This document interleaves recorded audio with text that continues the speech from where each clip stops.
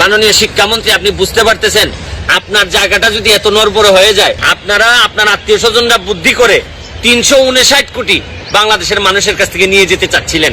দেখেন, আপনি, আমার বিশ্বাস যে এটা আপনার খুলাসা করা উচিত। আর এই বিষয়টি আমরা এখন মিডিয়া খুললেই এই গত 1 বছর ধরেই এটি নিয়ে তো আলাপ আলোচনা চলছে।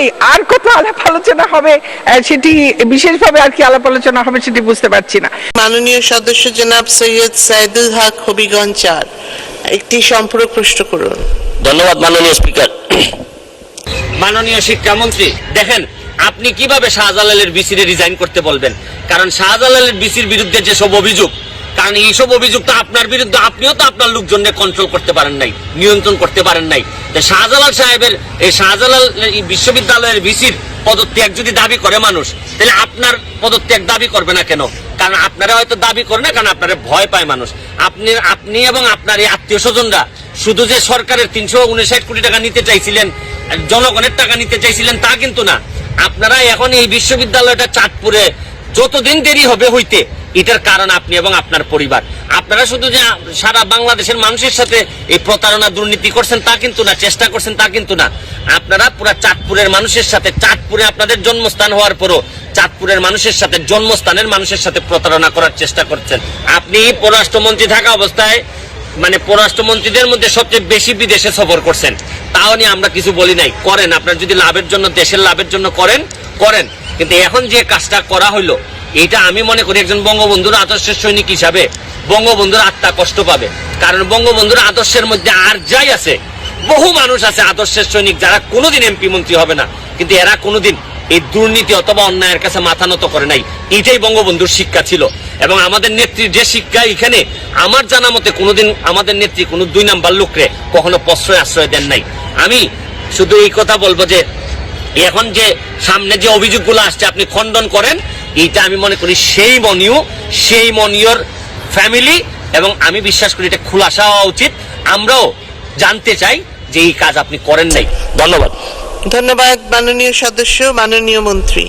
দুর্নীতি বলছিলেন, দুর্নীতি কেউ করেছে কিনা, আর আমাদের কোনো সংশ্লিষ্টতা নেই কোনোভাবে, আমার বা আমার পরিবারের, কিন্তু ওই এটাতে কোনো দুর্নীতি হয়েছে কিনা সেটা দেশে সরকারের, রাষ্ট্রের বহু রকমের মেকানিজম আছে, বহু কর্তৃপক্ষ আছেন যারা দুর্নীতি হয়েছে কিনা এই বিষয়টি খতিয়ে দেখতে পারেন।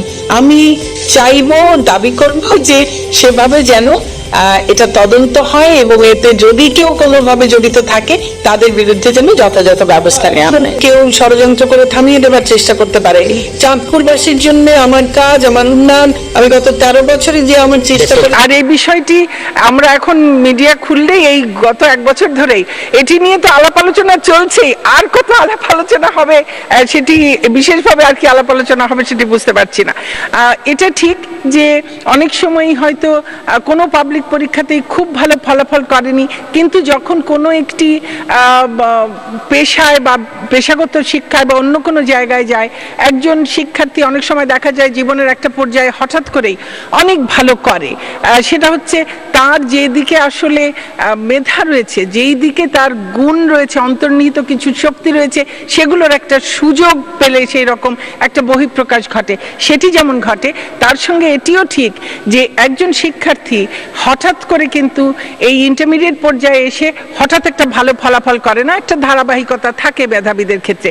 যে শিক্ষার্থী এইচএসসিতে মেধাবী হিসেবে ভালো রেজাল্ট করে, দেখা যায় সেই শিক্ষার্থী তার থেকে আরো বেশি ভালো রেজাল্ট কিন্তু তারা করে এসএসসিতে। আমরা সকলেই এসএসসি, এইচএসসি যারা পার হয়ে এসেছি, আমরা জানি যে এসএসসির চাইতে এইচএসসিটা একটু কঠিন এবং এসএসসির চাইতে এইচএসসিতে রেজাল্টটা একটু কম হয়, নম্বর সবকিছু একটু কম হয়। তো আমরা এইচএসসিটাকে এই ফলাফলটাকে ভিত্তি করেছি যে আমাদের পূর্বের 2টি পাবলিক পরীক্ষা, এসএসসি এবং জেএসসি, এই দুটো পরীক্ষার ভিত্তিতে হচ্ছে। কাজেই যারা মেধাবী তারা কিন্তু এই দুটো পরীক্ষাতেও ভালো ফলাফল করেই তারা তাদের মেধার স্বাক্ষর রেখেই এসেছেন এই পর্যায়ে। কাজেই তারা মেধাবীরা ক্ষতিগ্রস্ত, মেধাবীরা কেন, কেউই ক্ষতিগ্রস্ত হবেন না। তাদের যার যে মেধার স্তর সেই অনুযায়ী, সেই ধারাবাহিকতাই তারা এই ইন্টারমিডিয়েটটি এবার ফলাফল পাবেন। এবার সংসদে শিক্ষামন্ত্রীকে ধোলাই করলেন ব্যারিস্টার সুমন। যেখানে অন্যায় দুর্নীতি সেখানেই ব্যারিস্টার সুমন ভাই হোক সেই এমপি মন্ত্রী, কারো রক্ষা নাই ব্যারিস্টার সুমন ভাইয়ের কাছ থেকে। কিভাবে সাহসিকতার সহিত প্রধানমন্ত্রীর সামনে সংসদে শিক্ষামন্ত্রীকে চরমভাবে অপমান করলেন তার দুর্নীতি নিয়ে। কোন এমপি মন্ত্রীকে কি দেখেছেন এইভাবে প্রতিবাদ করতে? কোথাও পাবেন না দর্শক এমন মানুষ। সুমন ভাই একজন সাহসী বীর পুরুষ, শিক্ষামন্ত্রী একজন দুর্নীতিবাজ, তারই প্রমাণ পাওয়া গেল আজকে। সত্যি ব্যারিস্টার সুমন ভাইয়ের প্রতিবাদের কারণেই সত্যের জয় হলো আজকে। সবাই আজকের এই ভিডিওটি বেশি বেশি শেয়ার করে সকলকে দেখার সুযোগ করে দিন। দেখুক সবাই যে বাংলাদেশে একজন কেডি পাঠক রয়েছে, সে আর কেউ নয়, সে হচ্ছে ব্যারিস্টার সুমন ভাই। যেখানেই অন্যায় দুর্নীতি সেখানেই প্রতিবাদ, তারই প্রমাণ দিচ্ছে ব্যারিস্টার সুমন ভাই। আর আমাদের সরকারকে ধন্যবাদ জানাচ্ছি যে একজন যোগ্য ব্যক্তি আজ এমপি হয়েছে।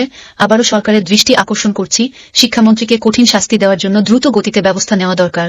ভালো থাকবেন, সুস্থ থাকবেন, দেখা হবে পরবর্তী কোনো ভিডিওতে। আর আপনি এই চ্যানেলে নতুন হয়ে থাকলে এখনই সাবস্ক্রাইব করে রাখুন সবার আগে সত্য তথ্য পেতে।